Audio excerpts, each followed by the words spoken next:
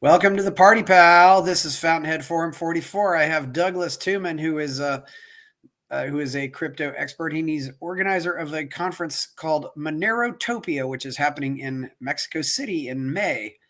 How are you, Doug? Good, man. How you doing? Yeah, Doug. So let's start. How did you get into all this stuff? Just like anybody else, man. Just found my way. No, I bought my first crypto in Christmas Eve 2013. It was actually, believe it or not, Dogecoin on Christmas Eve.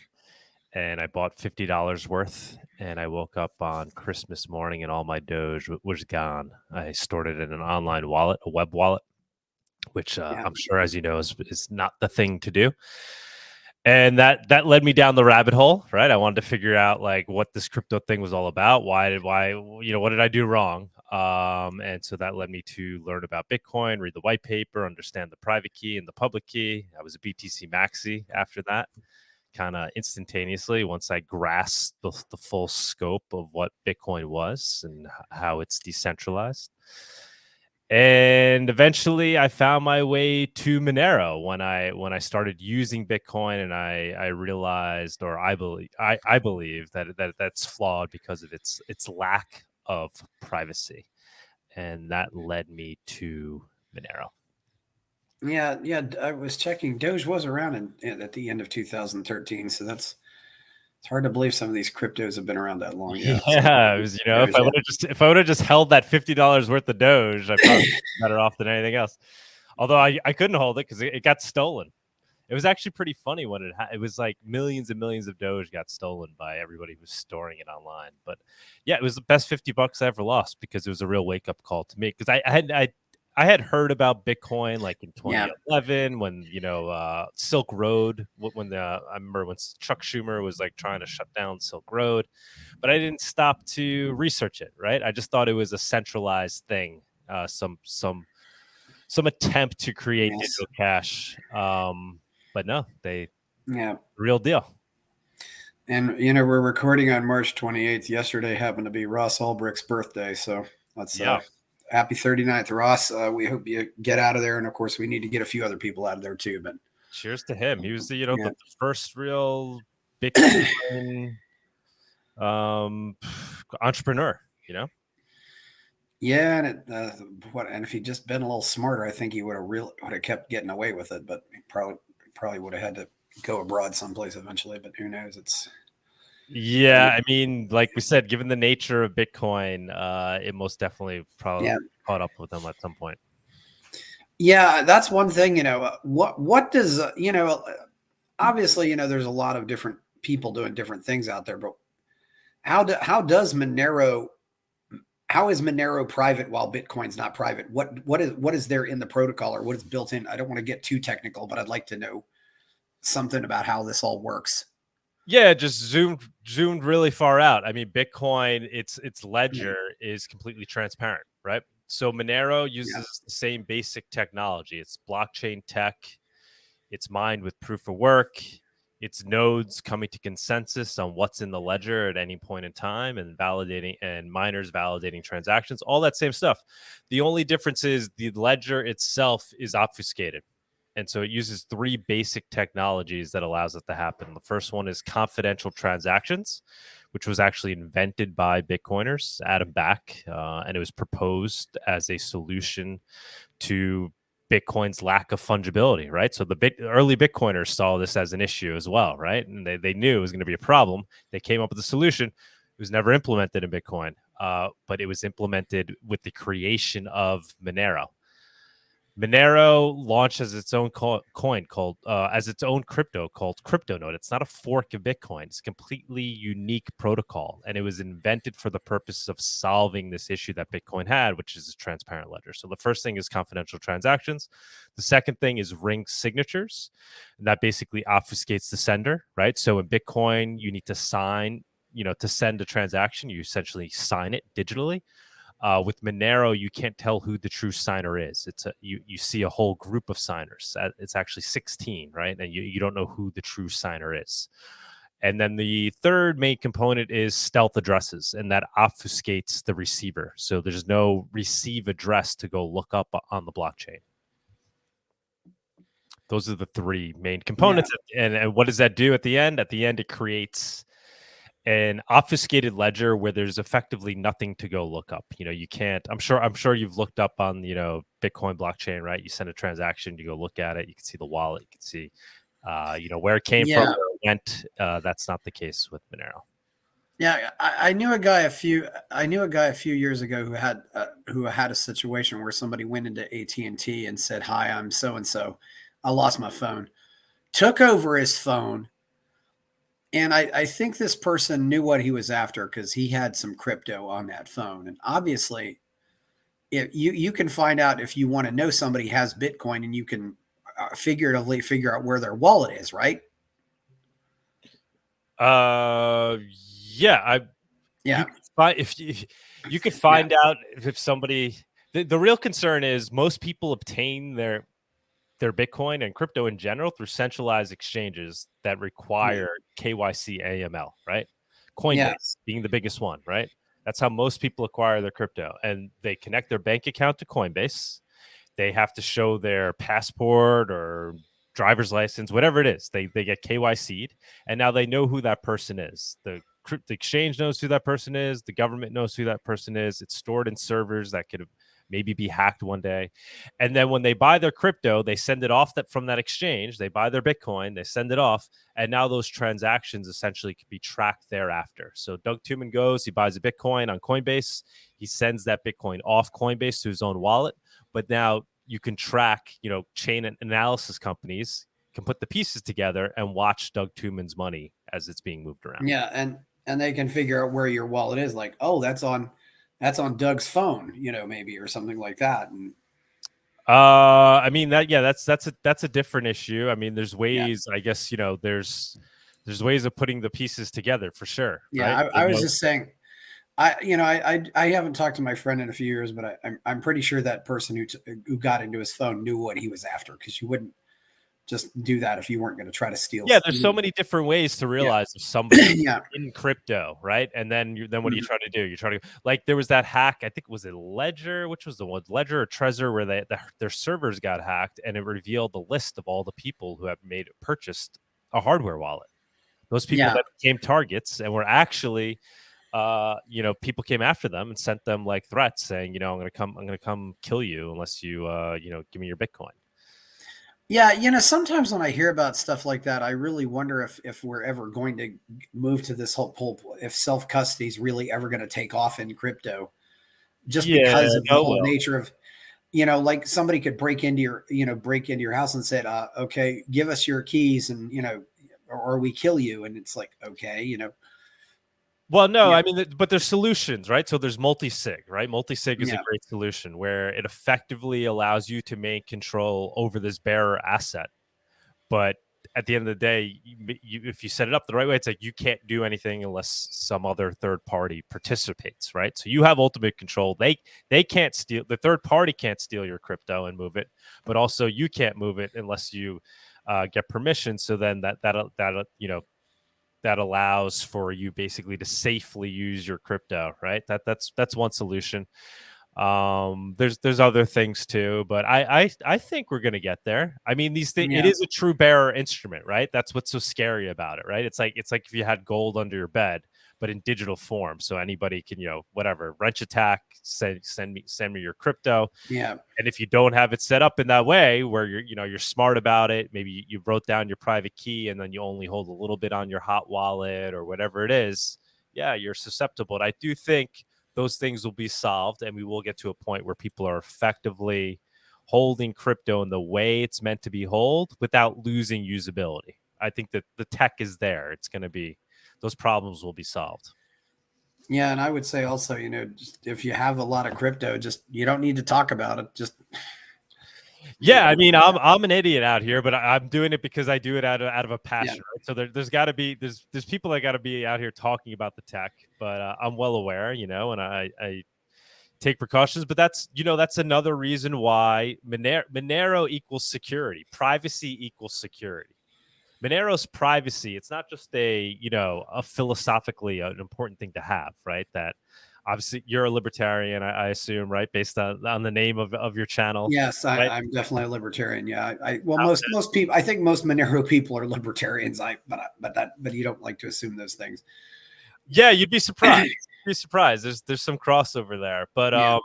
I guess the point I'm trying to make, it's not just about this right to privacy that we need to preserve, which I think is fundamentally important, right? Privacy is a human right, but it's more so than that. Privacy is security. Privacy needs to be a part of a true crypto for a crypto to work. In terms of how I see things, right? I see cryptocurrency as needing to be this utility that essentially can't be co-opted by any government or any corporation. And privacy adds to that ability, adds to that security. It makes it less co-optable. Yes, it certainly does. And not to mention, you can certainly hide things that might happen. One thing that happens is that, privacy is great, but sometimes it can be a little bit of a double-edged sword at the same time. I mean, let's say I make a purchase and okay, I lost the receipt for that purchase. And then I go back to the vendor 3 months later, said, "Hey, can I get another receipt for that?" Said, "Oh no, sorry, we can't give that to you." So do you kind of lose those? Do you kind of lose that with Monero too, or is it still, ways to go back and get things if you need to find a history? Oh, I just muted myself. Yeah, there's things called view keys on Monero. So that allows you to opt in to showing somebody your wallet and your history. So yeah, good question. Good question. But yeah, it's not as dumbed down and as easy as Bitcoin where it's built in, right? Which is, like I Yeah. said, that's what led me to realize it was flawed, is when I actually started using it. Because I'd go up, you were scared in the early days. You send a Bitcoin transaction, even now, right? It gives you a little bit of a, if you're sending a large amount, it's like, all right, I press this button, I screw up. I mean, wallets are pretty good now. They make sure you don't put the wrong address, whatever. But, I would send, and then I'm sure like you or anybody else out there listening, after they would send their first early transactions, would go look on the blockchain and see like, oh, did it? Let me see. And it was that realization that not only can I see, but the person I'm sending it can also see. They could go look at it, and not only can they see that they received the transaction, but they could go look at the wallet it came from. Be like, oh look, Doug had all this Bitcoin. He just sent me a little bit. That's good. That's interesting. Like, when I go to the store and I spend money there, and I give the clerk at Starbucks, $10, she doesn't then have access to my bank account and able to look up and see how much money I have in my bank account, or what my Yeah. last purchases were, right? And that's potentially what Bitcoin may become. Yeah, I certainly wouldn't want to see that happen. If those people could get access to my what I'm doing, what my funds are. Yeah, yeah. So, does Monero have basically the same history as Bitcoin, where we really don't know who started it or how it came to be, or some Yeah. of the founders still pretty visible there? No, it actually does. So it's a pure crypto in that sense as well. So it has a similar genesis story to Bitcoin. Bitcoin started by Satoshi Nakamoto, this guy or group of people, whoever it was, cypherpunks, that released this white paper. Yeah. In the cypherpunk forums. Monero, similar. So it was the crypto note white paper that was released, I think it was like 2014, right? By Nicholas Van Saberhagen, right? So not Satoshi Nakamoto, but Nicholas Van Saberhagen. So nobody knows who it is, whether or not it was some of the people that participated in creating Bitcoin. Nobody knows. And it was created anonymously, and to this day, there's a large portion of development happens by the way of anonymous developers, people that we don't know who they are. We just Monero Moo is a famous one. So yeah, it's similar to Bitcoin in that sense, and which I've argued gives it more security, like Bitcoin. Yeah. And it also makes it a true crypto in that it's not a scam, right? It wasn't created by a centralized group that are, sending themselves a dev tax, right? Keeping a certain percentage of the coins and putting the rest out. It was open source, put out there, and then as people adopt it, they could fairly compete and try to get a piece of the Monero network and some. Maybe it's a far-fetched suggestion, but could Satoshi Nakamoto and Nicholas Van Saberhagen be the same person? I mean, Nicholas NS, right? Is Yeah, Nicholas Saberhagen, and Satoshi Nakamoto is SN. So I yeah, don't, but hey, you never know. I mean, there was speculation. I'd probably say I have no idea. I'd say I'd see it potentially as being some of the same people that were involved in Bitcoin were involved in the crypto note white paper. And also too, if you go back and look at some of Satoshi's early writings and posts, he was talking about, the trying to solve essentially Bitcoin's lack of fungibility. And he basically described some of the main technologies that Monero ended up adopting. He described stealth addresses, right? He yeah, described how you could basically create a stealth address and what that would look like in very yeah. very simple terms. And he described ring signatures, and those two technologies eventually got implemented in Monero. So potentially they could be related for sure.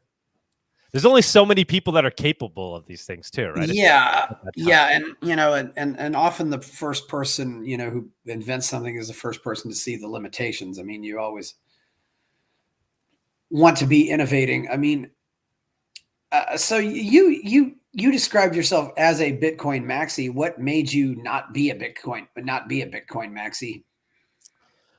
Like I said, man, I mean, for me, it was such a big deal that it wasn't private, right? So Yeah, I was a maxi about it because I thought it was yeah, true digital cash.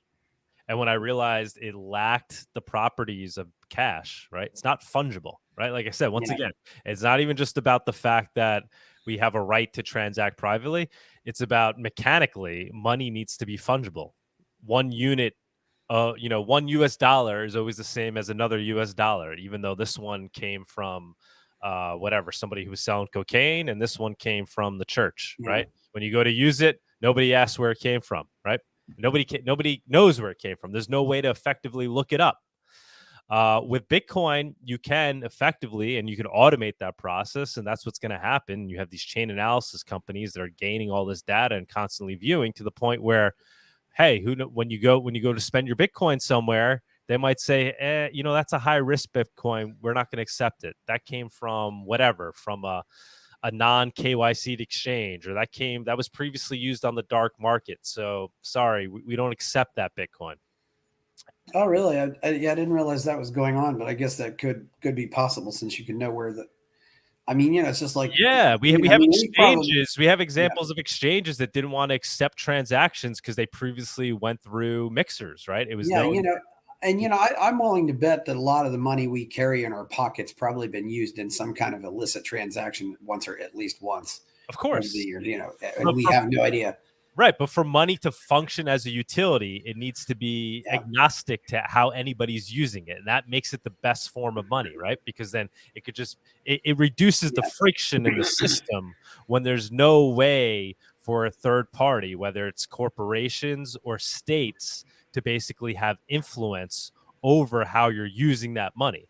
And the influence they have over it effectively makes it non-fungible because they attach a history to every transaction, and they differentiate each transaction based on its history, yeah, or each coin rather. yeah. So you're pretty much only you. It sounds like. Are there any other cryptocurrencies out there that you respect or not? I mean, I obviously respect Bitcoin. Yeah, It's the first, and what I think it has Bitcoin. going Yeah, for it more than anything else is the network effect, right? I've always yeah, said, that's huge, which is what scares me with Bitcoin, right? Because it is self-propelling. The chances of it being stopped at this point are very small. But what I do think it can be is co-opted, right? And then we'll have this thing that's mass adopted, that's everybody's using, yet it's basically co-opted by corporations and states that are then tracking and tracing all transactions. But yeah, okay, definitely mad respect for Bitcoin. Ethereum, it's another big project that's been around for a long time. It has a tremendous development community. It's open source. It has its issues. But I respect it. I think it's here to stay. It's doing something that the others don't do well, right? With smart contracts, although conceivably you could do all those things on Bitcoin and Monero at some point eventually, but definitely Bitcoin. Yeah, there's definitely Yeah, yeah. those I would say, and then some other like little projects that are doing things in the privacy space that I keep an eye on, whether or not they actually grow into something. It's just tech that Monero will likely adopt. Zcash, for example, right? They've holistically as a project. I have my reasons why I don't like it, but I like some of the tech that they've created. Yeah. And I hope Monero will implement some of it, and likely they will. Yeah, and I'm hoping this ends up being something like what happens with Linux distributions, where, oh, that Linux distribution implemented this. Let's steal their ideas and implement it with our distribution, and then you end up with where everybody steals from everybody, and Sure. you end up everybody ends up making everybody better, and everybody's trying to work harder to make their crypto better. I mean, Right. It's very very it's definitely going to be very interesting to watch. Uh, seeing what's happened with Monero and Bitcoin and all this stuff. I'm still kind of puzzled. How exactly you think that just because Bitcoin's not private, it could be co-opted? Yeah, I mean, I see a couple of big issues. So Yeah, one is the traceability of the ledger, right? yeah, So because the ledger is traceable, you can have you already have states that are investing large amounts of money in being able to track and trace transactions for whatever they're saying, right? To prevent the financing of terrorism, to prevent money laundering, right? The however they've regulated the banking industry up to date, right? They have these laws that give them the power to basically surveil transactions, right? Oh, because we're concerned about terrorism, we're concerned about this, and because of that, we have these important laws that the entire banking industry needs to follow, which basically gives us access to viewing your money, right? The Bank Secrecy Act, right? Gives the banks the yeah, ability to basically know what's in your bank account, and they can restrict how much money you're taking out, or if you go to take out more than a certain amount of cash, that you have to fill out a report and they want to know about it. Is it really because they're all concerned about financing terrorism? No, I mean what they're really concerned about is perhaps tax evasion, right? That's what the state is most yeah, concerned about, right? So they're investing. They do not want a system to put in place that's not going to allow them to easily tax it, right?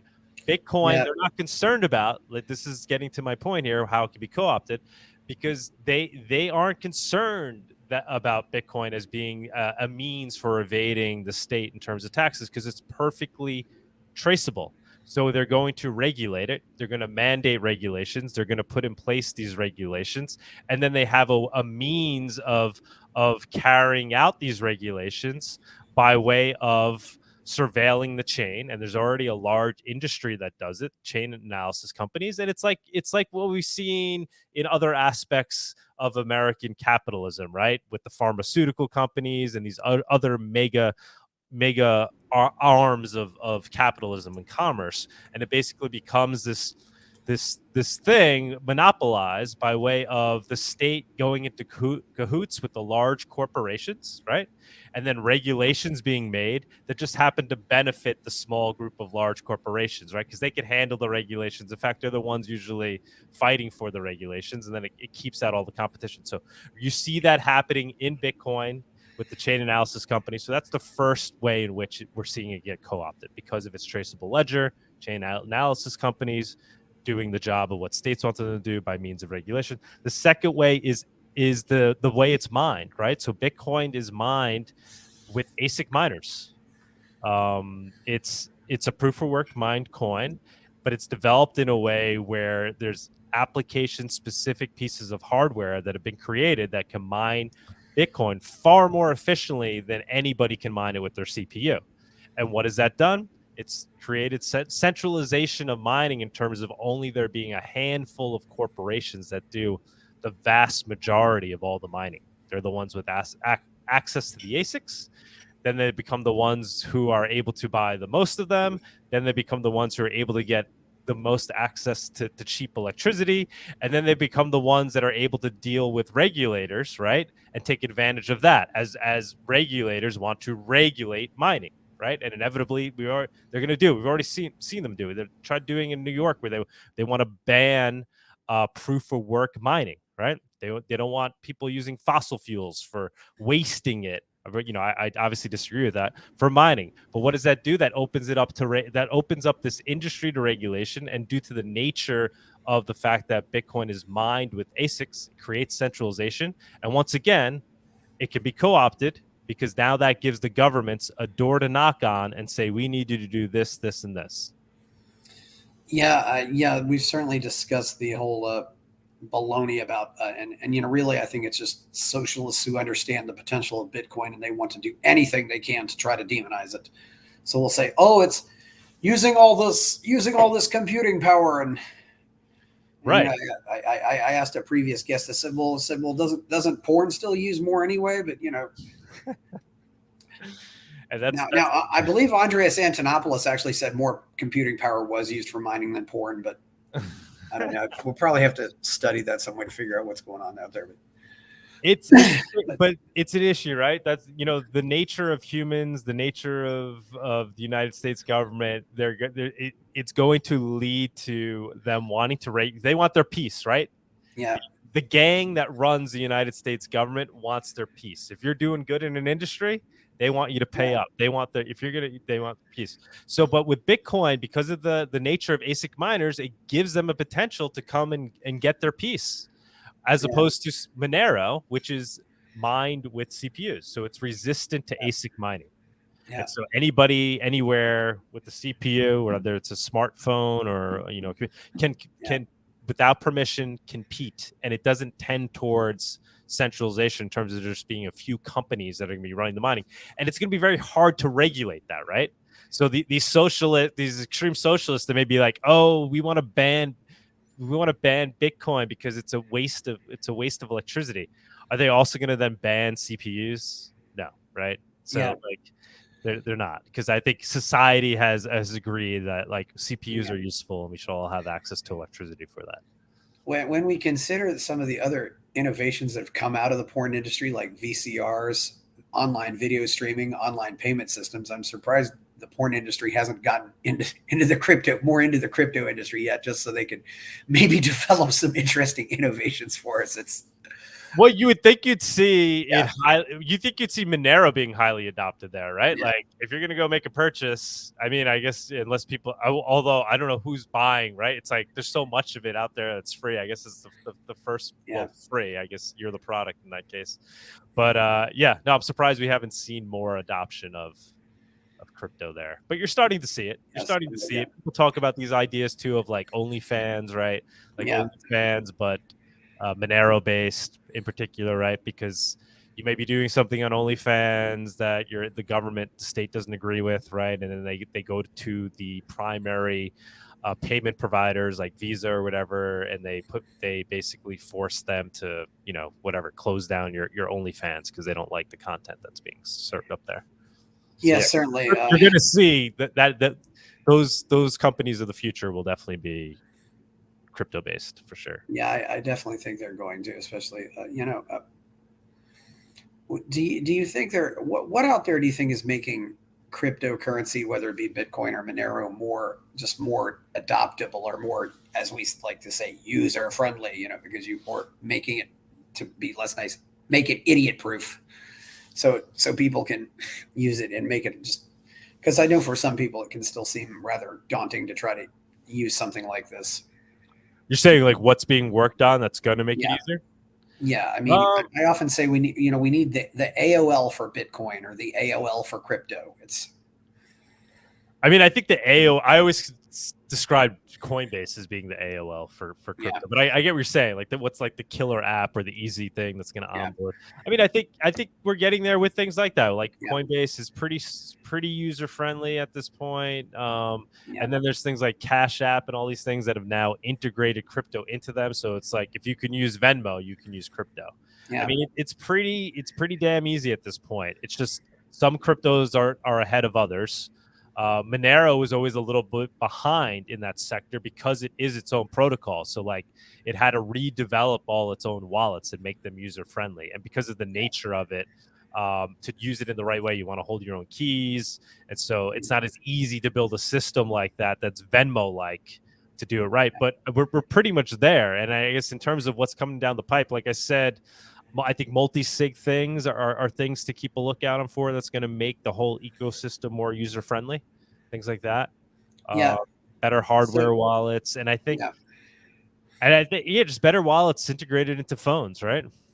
Yeah. So Monero, you can have Monero on a Trezor wallet or a Ledger wallet, right? I mean, you don't have to have your own wallet for it. Is that correct or not? You can, but it's not as easy to do as Bitcoin. You got to use the GUI, and like it's not built into the Ledger whatever system where you could very easily do it. You can do it, but it's like it requires just a little bit of, but enough to where like it might add a little too much friction where people don't want to do it. But you can. The easiest way to really hold your Monero correctly, I think, but I don't want to steer people in the wrong direction, is writing down the keys on a piece of paper, right? A good old fashioned paper wallet, as long as you have a few copies of it, and keep it in very safe places where it can't be stolen or destroyed. Yes, this talk is not financial advice. It is not tax advice. It is not legal advice. So let's make sure we got that out there. Yeah. Just remember have the keys. So so that's certainly very interesting. What do you think is going to happen with the costs of crypto transactions? Because we're still at a point where I can buy $50,000 worth of Exxon stock for lower fees than I can buy $50,000 worth of crypto. I mean, what's going to be done to make? We need to get to a point where those fees are about the same. You mean the transaction? The transaction fees, fee of like if you go onto Coinbase and you buy it, and or Coinbase or Gemini or anywhere, But you're talking about the fee of sending a transaction. Yeah, the fee. The fee that's involved with the transaction. Yes, the transaction fees. Okay. So I mean, the service charge. Yeah. So Bitcoin. So that transaction fee goes to the miners, right? There's also the fees on exchanges, right? Because the exchanges want to make a cut, so they charge you for a trade. That's going to be solved with decentralized exchanges, which we're starting to see. There'll still be, some kind of cut, but much less, right? Because there's really no middleman, but it'll just be so for running the system. Anyway, that solves that.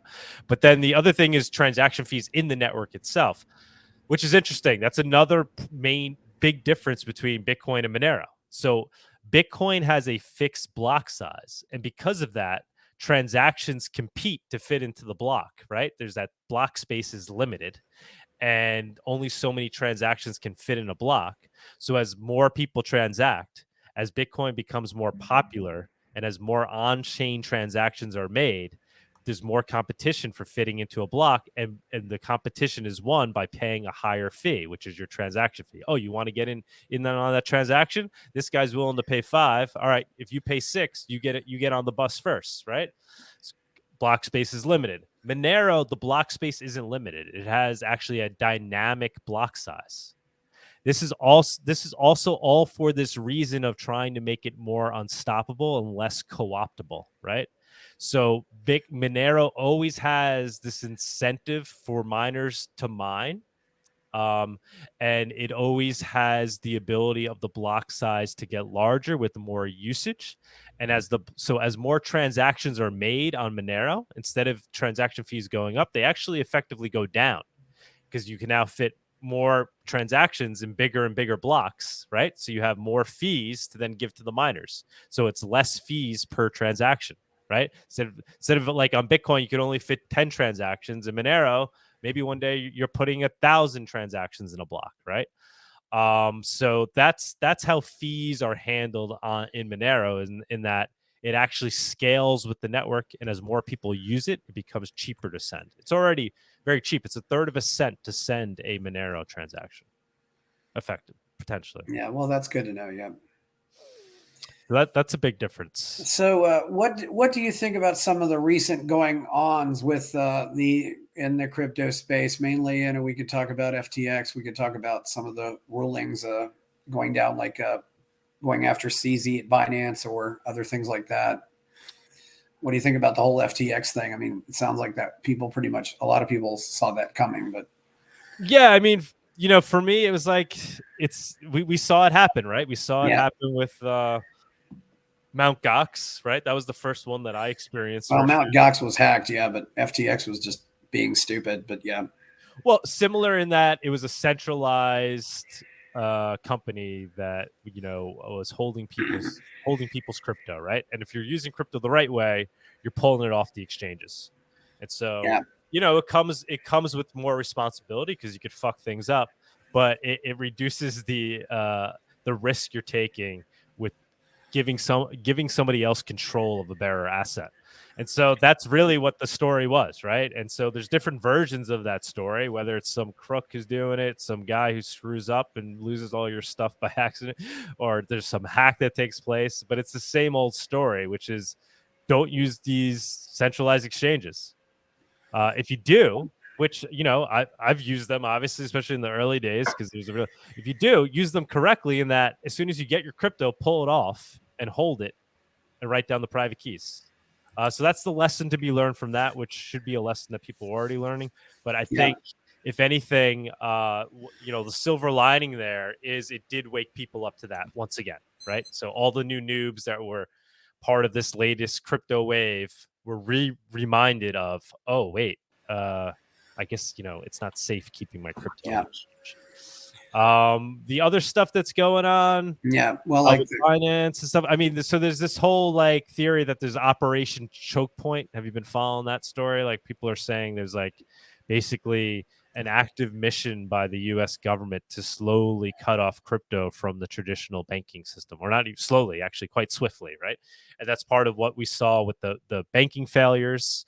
That all of that was potentially related to the government trying to cut off the traditional banking system from yeah, crypto and make it risky to deal with crypto. So that's all part of that story, right? And so there's different arms of the government, the SEC. So they're formulating their attacks, saying, certain cryptos are securities, and there's those lawsuits are ramping up. There's the IRS that's going to be going after people. There's all different arms of government, and now they're mounting their attacks, and we're actually starting to see these attacks play yeah, out and have their effect, and that's really what you're seeing right now. yeah.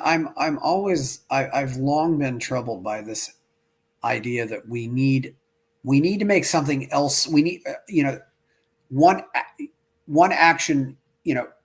A is a crime, so we've made that illegal. But now we need to make B illegal because B might lead to A. Right. So we've made murder illegal, but it's not enough that we make murder illegal. We have to make it illegal to buy guns too. So where do you stop? Where do you stop with that? Really, this whole thing of making one thing illegal to prevent something else that really should be illegal, but you end up with this whole. It's really it can go on for infinity if you want it to. Yeah, I mean the ultimate right Yeah, solution is like Minority Report, right? Or like yeah, everybody's got cameras in their homes, right? We already have all these devices, right? But it then becomes normal for states, normal and accepted for states to track and trace not only our yeah, transactions but all our data and know where we are. And look, there's no more crime, right? How There's no more crime if you know what everybody's doing at every moment in the day. But then we're also not human anymore, right? We're not individuals anymore, and so a lot will get sacrificed with quote unquote preventing all crime, and then you just have this one authority that's deciding what is and isn't crime. And there's obviously issues there, but yeah, I agree with you. It's a slippery slope, and it's not even a slippery slope. It's the incentive, right, that states have to yeah. grow more and more powerful by way of creating more laws and regulations that give them more control over people. Yeah, it almost seems like we're in a race. We're in a race right now, and it's really getting to the end. Where the one thing is, I think we probably have a lot more good talent on the side of cryptocurrency and other things like that. In fact, I've been saying for a while now that all the libertarian techies must have went into crypto because they abandoned all the other companies because there aren't any good guys left anywhere else hardly. I mean Google, Apple, or Amazon, or any of those places. Yeah, and its open source nature allows anybody to participate, right? So Yeah. theoretically, you could have people that are working for the state and whatever. There's some disgruntled employee working for the NSA, and he's helping out build Monero by night or Bitcoin by night, right? Like we don't even know. Yes. Because of that, it makes it globally accessible by anyone that wants to start working on the network, and done in such a way where it filters out anybody that's trying to attack the network in that way, right? Yeah. Or you can have somebody, blow the whistle like Snowden, or yeah, it's very interesting to see what's going to happen with all this. I mean, Yeah, things and in a way, things are it's kind of scary too. But yeah, I mean, I still carry cash too. I still pay for things with cash. I think that's part of the reason why. Just the whole, I know it's not getting. Nobody knows what happens with that cash. I mean, some people look at me like I'm crazy, and yeah, sometimes I think that's why we might be better off. We'd at least buy ourselves some time if we go to a country that is maybe a little more primitive. I mean, Mexico's not as far ahead on this as America is, you know. You're having Monerotopia in Mexico City. Just wondering what made you pick Mexico City? uh just really because I feel like it's more accessible, right? Yeah. So global hub. There's some people that don't want to travel to the US, whether for ideological reasons, or they don't Oh want yeah. they don't want to get a visa, right? They don't feel like they need Yeah. to ask permission to Yeah, do. it's not that easy for people to come to America. I think it's a Yeah, lot easier for them to go to Mexico. And yeah, and like you said, you can go from just about any continent to right to Mexico City. I mean, exactly. So the that's why we did it. That was the primary. And Mexico, it's in the city. It's not off in Cancun. It's in Mexico yeah, I mean, City. yeah, I mean, yeah, you just go, you get into the airport, you get an Uber, and there you go. It's Exactly. It's gonna be really cool, man. We did the last one in Miami. That was part of the reason too we moved, because it was like Miami's very expensive. oh Mexico, yeah, once you get there, it's super cheap. And we did it in Miami the first time because we wanted to do it alongside Bitcoin so that we could get maybe some of the energy from the Bitcoin conference, right? But we realized that everybody that came to the Monero conference were just Monero people anyway, and they weren't even going to the big, like, they flew in just for the Monero thing. So I'm like, well, we might as well go hang out somewhere else. We don't need to hang out over here. So that's why we're doing it in Mexico. Yeah, it's going to be, it's Monerotopia.com, by the way, for anybody that's listening, they want to check it out. And it's May 5th, 6th, and 7th. So it starts on Cinco de Mayo. And it's going to be yeah, 3 days of nonstop talks. We have a lot of devs from Monero that are going to be there. yeah. Devs from other competing privacy tech projects that are going to be Mm-hmm. there. We have agorists that are talking there, libertarians, people that are talking about the philosophies of why why digital cash is even important to begin with. But at the end of the day, it's really it's a Yeah. digital cash festival. So people that believe in this utility of free and open, accessible, permissionless, unstoppable digital cash coming together. We think Monero is the best version of that, but we're willing to talk to anybody about any version they have that may or may not be better, and to bring them into this circle and get people excited about, and not just to like talk, but to get people to start using it. So we have a marketplace that's going to be there. It's actually local Mexican vendors. So anybody that's into Monero, when they come down there, they'll be able to spend Monero all weekend. And then we're going to have talks on just like practically, like, how do we as a community start building out a parallel economy, right? So that's what it's about too, right? At the end of the day, these things are all tools, and then they're not really doing much unless we use them. And so 80, 90, 98% of the problem is getting people to use them day to day, and not just hodling, right? Not just Yes. holding your Bitcoin and hoping that it turns into more fiat. Rather, it's moving into something like Monero and ideologically using it on a daily basis with others that believe in this philosophy of being able to transact freely without state surveillance. And so that's really what the conference is focused on. Was starting it on Cinco de Mayo just a coincidence, or It did you was guys? it was just a coincidence, because if anything, it's a bad look, right? To be a bunch of Yeah, gringos celebrating Cinco de Mayo, but we're not. It just happens to yeah, start on Cinco de Mayo. It's not a Cinco de Mayo celebration. It's a Monero yeah. celebration. Yeah, but yeah, that's a yeah, it's a good weekend. Yeah, yeah, it's a. Yeah, it's not that hard for me. I can go direct to Mexico City from Austin or San Antonio. But yeah, You it's should not. come down. You gonna come down? Yeah, I'm thinking about it. Yeah, Oh yeah, San I'll give you Antonio. Yeah. a press pass. We'll give you a free ticket. We'll make you press. Oh, cool. Yeah, You could interview people down there. You're yeah, gonna meet a lot of very interesting people down there. yeah. San Antonio actually has more flights to Mexico City than Austin does, but it's about 70 miles away. But yeah, and not to mention parking at San Antonio is cheaper too. Okay, that's good to know. So yeah, it's a good event. Yeah. Coming in So from New York, so where uh, so do you think maybe we'll get to this point? I've sometimes said someday we'll no longer have nations as we know them, but we'll have Bitcoin nation, Ethereum nation, Cardano nation, and Ripple nation, and yeah. Monero nation. I mean, we're certainly building like Yeah, internet nation, right? yeah, That's a real thing that's happening already, right? So whether you're yeah, Bitcoin or whatever, obviously Bitcoin being the most, but yeah, I think that there's the nations themselves, as we know it, states as themselves as they know it, I think are going to become yeah, more and more less significant, right? I yeah, don't think they're going to go completely, disappear, right? Because we're going to need the tech in place for that to yeah, eventually happen, and where what the state does will be done by through decentralized means that are allowing people and to come to consensus on what the rules need to be that all of society follows. States not disappearing. It's going to be there for a while doing some basic things for us, but I do think at the end of the day, because of crypto and other trends, it's going to have less and less power. We're at the precipice right now where it feels like it's the opposite. It is gaining. They're like states are gaining more and more. Don't get me wrong, right? They have more power than ever, given the tools that they are able to use, given the fact that everybody is using the internet in the wrong way, and we're all transacting, using these centralized systems.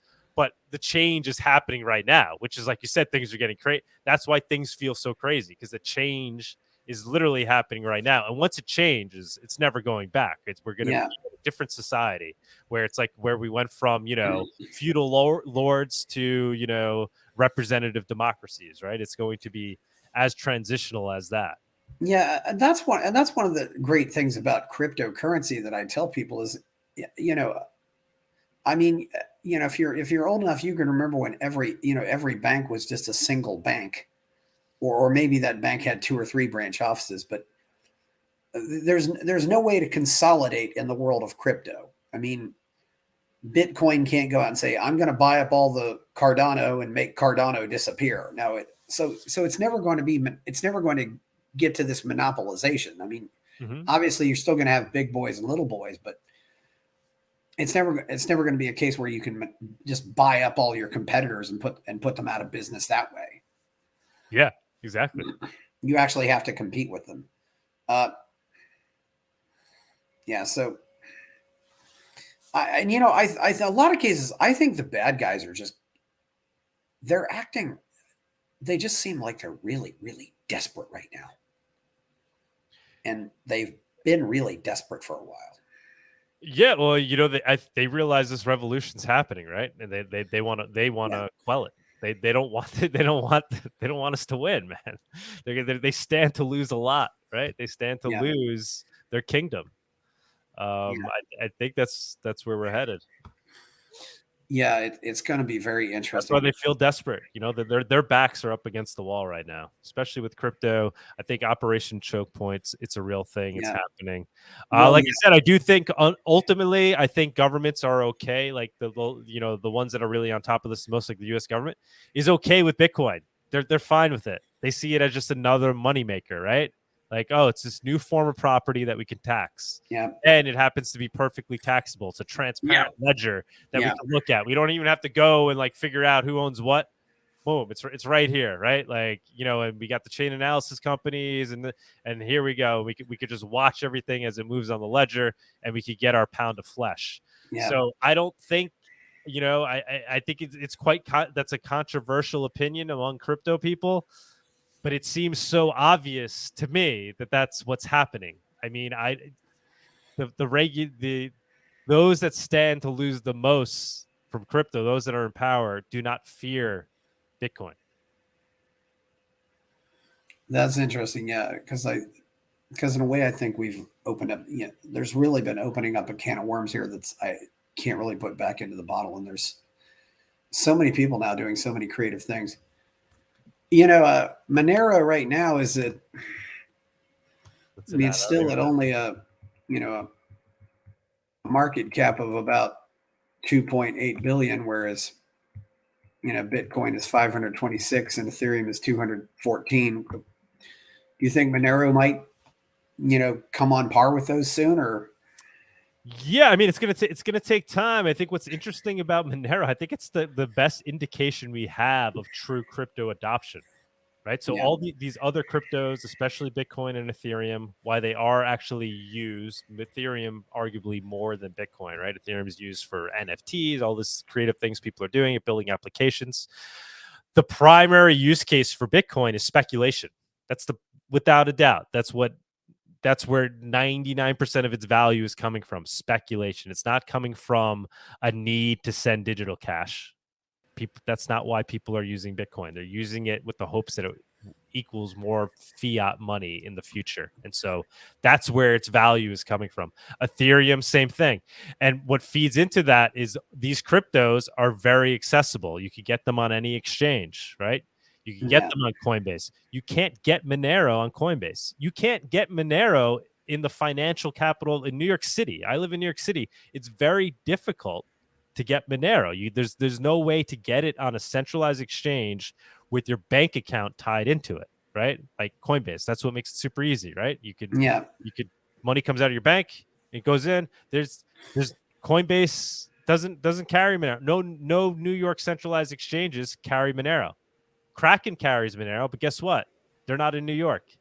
So that's part of the reason why Monero's yeah, price is really more reflective to its actual usage. So the people yeah, that have Monero are people that actually use it, and are people that had to have kind of jumped through a few hoops to obtain it, whether it's buying Bitcoin on Coinbase, pulling it off the exchange, and going through an offshore exchange or a decentralized exchange to turn it into Monero. Uh, yeah, because of that, its price is lower because it's not as easy for people to ape into it. But it's yeah. That's also yeah, a good indication of where crypto probably really is at in terms of adoption, in terms of real use.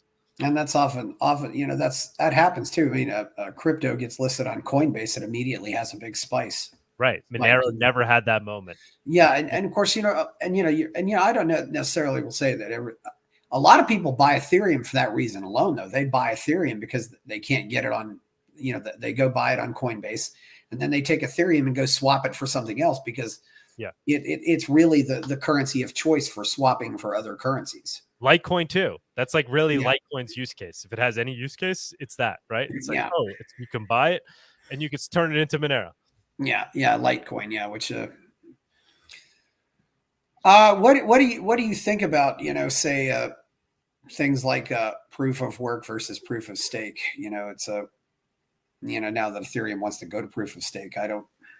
Yeah, we're probably gonna have a roundtable on that at Monerotopia, Yeah, because one of the people that's going to be down there is this guy Andre, and I always forget his last name. I don't want to mispronounce it. not Antonopoulos, right? No. He's the create. He's the guy who programmed the first implementation of CryptoNote. Okay, yeah, Okay, and so now he works on a coin called Xano, which I think is an interesting project. You asked me before, like some interesting yeah, projects. It's obviously it's crypto note based, but what they're doing is they're a hybrid between proof of work and proof of stake, and he's a believer in proof of stake. Me, I have yet to be convinced. I think proof of work makes for once again a more unstoppable crypto. It yeah. makes it Well, less more immune to being co-opted once again yeah, for those well, reasons we were talking about. yeah. Well, the other thing about proof of work, is people say a commodity is not something you can just create. I mean, if you can make apples a commodity, but I got to go pick them off the tree, or I got to go grow them. Whereas a security is just something, okay, I print a piece of paper and this is your security. I mean, that's to me, and I know there's the whole thing, about, Bitcoin was never pre-mined, but a lot of these cryptocurrencies are pre-mined. So even before there's an initial coin offering, there's already a bunch of coins that are in the hands of the people who created them. Mm-hmm. So, and Yeah, I mean, proof of stake. The U.S. government has unlimited fiat, right? Yeah. So I mean, they could print their fiat, and they could buy up their Bitcoin, right? And they could try to grab as much Bitcoin as they can, but but people running miners can always obtain more, right? Through access to the internet and access to power. So it kind of levels the playing field in that way, and arguably makes it more difficult for a government to co-opt it. Monero being the extreme version of that, right? Some kid in Venezuela with the computer can start mining it and be part of the network, right? And proof of work is a beautiful thing in that respect. Is it makes it truly permissionless for anybody to access the network, especially when it's CPU mineable proof of work. So I think that's a reason, another reason to realize why proof of work is so important. It ties into that permissionless nature where anybody can access the network. Yeah, and that's the whole point. You can't kick anybody off of Bitcoin. Mm-hmm. You can't kick anybody off of US dollars either. I mean, anybody can use US dollars. So, yeah. So, have you been to El Salvador by chance? I have not been there yet. No, I have not. I think it's really interesting what's going on. Not even just the crypto, just what the president's doing in general, with how he's making major changes in the country, and it appears they're having positive effects. Me, being a liberty loving individual, I question some of the things he's doing, right? And I wonder if it's aligns with my ideals, and then it makes me question things too, right? Like, because you see these positive effects, like with the crime, right? The crime rate and the murder rate, like, effectively went to zero. But what did he do? I mean, he did a dragnet where he threw anybody in jail that had a tattoo on that looked like they were part of a gang, right? And so I find that a little troubling. Although I can understand why you do that. I don't know, and I don't really know how you clean these countries up when you get that way. It's right. So he did that. So it's very impressive what he's doing, whether you agree with it or not. And the results are very impressive. And what he did with Bitcoin, same thing. Like, once again, I think it's controversial in the way he did it, right? He basically implemented Bitcoin in a fiat-like manner by mandate, by saying, it is now an accepted currency. In fact, you have to accept, if somebody wants to pay in Bitcoin, you have to accept it. It should be, ideally, it should be that these things are just allowed to openly compete, right? And people are allowed to use it, not that it's mandated in any way, and that it's one crypto over another or one form of money over another. It just be let monies compete freely in an open market, and let the best money win. Yeah, that's why. Yeah, you might have a situation where various cryptos are competing against each other. Yeah, so. But the effect in El Salvador is amazing, right? You have this large movement of crypto adoption that wouldn't have happened otherwise. Yeah, it's going to be very interesting to see how those things evolve. I've not been to El Salvador, but I just wondered. I know they're becoming them with Bitcoin being legal tender there. It's going to be very interesting. Yeah, are there any? It's so do you have a a Ledger or a Trezor wallet or anything like that, or have a preference on those or not? No, I don't have a preference there on those. Don't. I believe Ledger is the better choice. But I don't know. I don't really have a preference. I've got a Trezor. Either one will do the job of a hardware wallet. It was kind of funny. Trezor had a table at the Bitcoin conference, but Ledger didn't. I wondered, why wouldn't you have a table here? Geez, this is a big event. Yeah, we're waiting to see if somebody makes a Monero only hardware, a hardware wallet built specifically for Monero. So I think we'll see that soon. I don't think we'll ever expect people to want to have more than one hardware wallet, but I could be wrong. I mean, it just seems like it's more of a hassle than you need to make things. Yeah. No, agree. And another thing too that I often wonder about with crypto is, with my brother dying last year, what happens if somebody dies and nobody knows that he has crypto, or he's the only person with his private keys? What do you do then? Yeah, well, it's like anything else, right? So you got to properly account for what you have and make Yeah. sure you have the means in place for it to be passed Yeah. on to your kin, right? So, what's interesting with crypto is if you do it right, you could do it in a way where you're not announcing it to the world, right? Whereas traditionally with any other property, Yeah. you have to, right? And the government wants to know, and everybody, but they're Yeah. with crypto, you just need to make sure you set things up like probably like I said, multi-sig would be the ideal way to potentially do things, or and then you give access to your private keys. People then obtain after your death, they somehow obtain access to your private keys. But yeah, it's definitely something people need to think about. If you've got a paper wallet somewhere and you didn't tell anybody about it, nobody knows you have your crypto. Yeah, when you're gone, that crypto's gone. Yeah, and somebody could find a piece of paper and just say, well, "What's this piece of paper here? It's just got these words on it." It's like, Right. what's this about? Yeah, it's like anything. Like I say, it's like any other bearer asset, right? It's like if you owned Yeah, $1 million worth of gold and you went and buried it in some random place and you didn't tell anybody about it. When you're gone, it's gone. yeah. So, any other things you wonder about for the future with crypto or Monero or anything like that? I mean, I'm always thinking about it, man.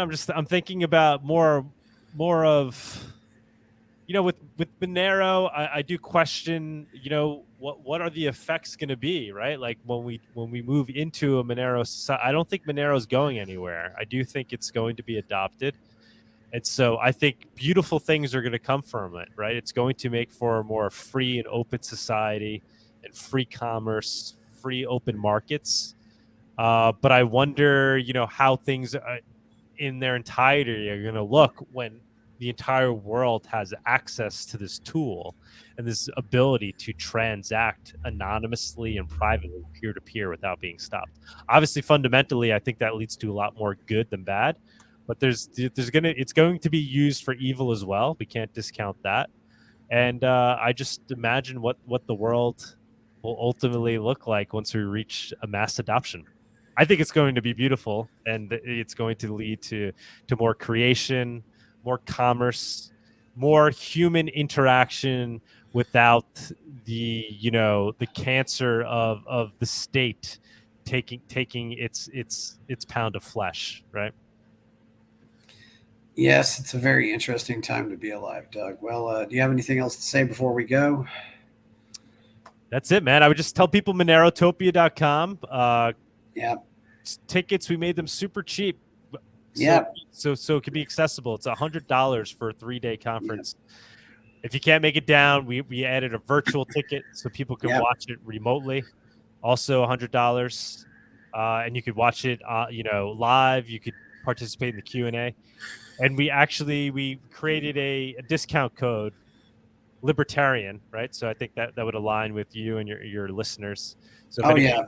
types in libertarian during the checkout, you get, I think we set it for 20% off. So you Oh, don't that get was cool. Yeah, yeah, you don't get more value than that, man. I mean, it's like it's yeah, jam packed. I think we have over 30 speakers, and it's like high quality cypherpunks yeah. that aren't there to be like, hey, Monero's gonna be $10,000 tomorrow. Like there'll be very little talk about Yes. price.